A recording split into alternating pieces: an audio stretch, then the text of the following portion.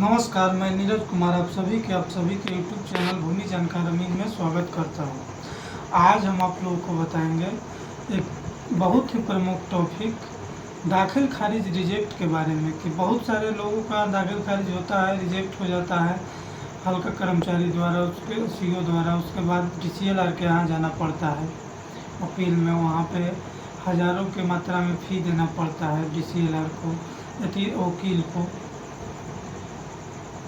और उसके बाद उनका फिर से जाकर आवेदन देने के बाद कर्मचारी द्वारा फाइनल किया जाता है। तो ऐसा इतना समस्या ना झेलना पड़े, इसके लिए आप सभी को जानकार होना चाहिए और थोड़ा सा भी वीडियो को स्किप ना करें, फुल वीडियो देखें, एकदम क्लियर हो जाएगा। आज के बाद आपसे कोई भी मोटेशन रिजेक्ट नहीं होगा। सबसे पहले ज़मीन देखें कि किस खतियान किस प्रकार का है।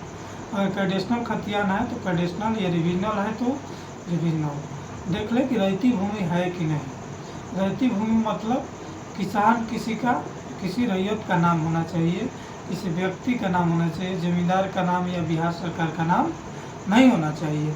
किसी व्यक्ति का नाम से अगर खाता संख्या है, रैयत फलाना, पिता फलाना, निवास निज ग्राम, चाहे जो भी लिखा हुआ है तो रैयती हो गया, रैयती भूमि है। रैयती भूमि होना चाहिए। अगर भूमि बिहार सरकार है तो उसका मोटेशन हो ही नहीं सकता है। बिहार सरकार ज़मीन अगर किसी को बंदोबस्त भी हुआ है, अगर वो बिक्री होगा तो फिर से ऑटोमेटिक बिहार सरकार हो जाएगा, अगर भूमिहीन व्यक्ति को बंदोबस्त हुआ है तो। या अन्य कई कारण है जो अलग अलग टॉपिक पे, सभी टॉपिक पे अलग अलग वीडियो मैं बनाऊँगा। आज रैंडमली मुख्य चीज़ों पे जो रिजेक्ट होने का कारण है उस सब चीज़ों पे मैं बात करूंगा। दूसरा रिजेक्ट का कारण है, रैयती भूमि भी अगर है, दूसरा रिजेक्ट का कारण है कि जमाबंदी ऑनलाइन नहीं होना। सबसे ज़्यादा तो इस टॉपिक पे मोटेशन रिजेक्ट हो रहा है कि जमाबंदी ऑनलाइन नहीं है। जैसे आज के डेट में जब ऑनलाइन दाखिल खारिज कर रहा है एक सर्वे कर्मचारी तो उसको ऑनलाइन जमाबंदी पहले से होना चाहिए। जिस खाता खेसरा से आप खरीदे हैं उसका रसीद जो है वो अपडेटेड हो, ऑनलाइन हो, चढ़ा हो, तभी ऑनलाइन करने पे मोटेशन के लिए वो कर्मचारी ऑनलाइन करेक्शन कर पाएगा, देख पाएगा, या सीओ आदेश कर पाएंगे। तो ये सब मोटेशन आवेदन करने से पहले देख ले कि जिस व्यक्ति का ज़मीन हम खरीदे हैं उसका आवेदन ऑनलाइन है कि नहीं है। अगर उसका ऑनलाइन नहीं है तो आप खुद से उसका जमाबंदी ऑनलाइन करवाइए, चाहे जिससे खरीदे हैं उससे बोलिए कि आप अपना जो जमाबंदी है, यानी आपका जो ज़मीन का रसीद है उसको अपडेट करवाइए खुद से। पुराना लगान रसीद लगाकर वो परिमार्जन करने के लिए आवेदन करेंगे, उसके बाद उनका चढ़ जाएगा, उसके बाद आप आवेदन कीजिए, आपका हो जाएगा। फर्स्ट सबसे ज़्यादा जो रिजेक्ट का कारण है ये है। और रैयती भूमि वाला तो है, वो तो मेन टॉपिक ही है, उस पर तो पहले आप लोगों को ध्यान देना चाहिए। अगर रैयती भूमि नहीं है तो खरीद ही नहीं करना चाहिए। तीसरा जो मुख्य कारण है, विक्रेता का नाम पे जमाबंदी नहीं होना। अब क्या होता है कि बिक्री मान लीजिए हम कर रहे हैं, जमाबंदी मेरे दादाजी परदादाजी के नाम पे है, तो जमाबंदी रैयत से मेरा संबंध तो कायम हो नहीं रहा है। अगर आधार कार्ड पे या उस पर पिता का ही नाम लिखा होगा तो मेरे दादाजी के नाम से जमाबंदी है, ये खतियान है, तो उस पर डायरेक्ट नहीं दिख रहा है मेरा अधिकार क्या है उसमें।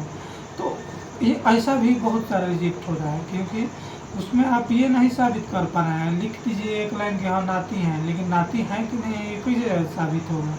तो उसके लिए वंशावली लगा दीजिए, जो पंचायती राज का वंशावली है वो लगा दीजिए, या हल्का कर्मचारी का जो वंशावली होता है वो लगा दीजिए,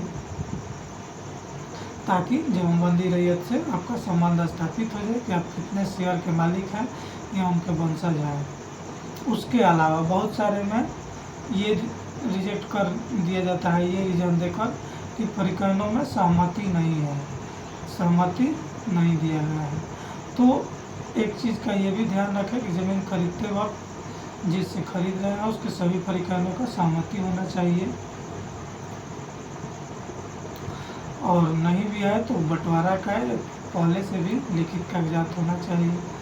उसके अलावा नहीं भी, वो भी नहीं है तो किसी प्रकार का वाद विवाद, किसी का आपत्ति उस पर नहीं होना चाहिए। अगर आपत्ति होगा तो भी नोटेशन रिजेक्ट हो जाएगा।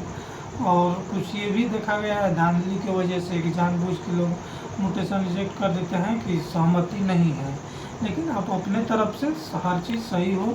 और सबसे पहले तो आवेदन करते समय ये चीज़ ध्यान दीजिए कि जो व्यक्ति जानकार हो उसी से आवेदन कराएं। किसी भी साइबर के जो ऑनलाइन आवेदन करता है उनके पास ना जाए, क्योंकि हर चीज़ का उनको जानकारी नहीं रहता है। वो सिर्फ ऑनलाइन हर काम करने के लिए है, म्यूटेशन के लिए नहीं है केवल। तो म्यूटेशन जब भी आवेदन करें उसके पास करें जो परमानेंट आवेदन करते हों, भूमि के जानकार कुछ व्यक्ति हो, कागजाती चीज़ को समझते हों, उनसे आवेदन करवाइएगा ताकि त्रुटि ना हो। तीसरा रीज़न है वंशावली लगा दीजिए। तीसरा रिजेक्ट का किरण अन्य विक्रेता के अन्य हिस्सेदारों से क्रय करने से पहले संपर्क कर लें, उनसे सहमति ले लें। उसके अलावे कोई आपत्ति कर रहा है तो भी रिजेक्ट हो जाएगा।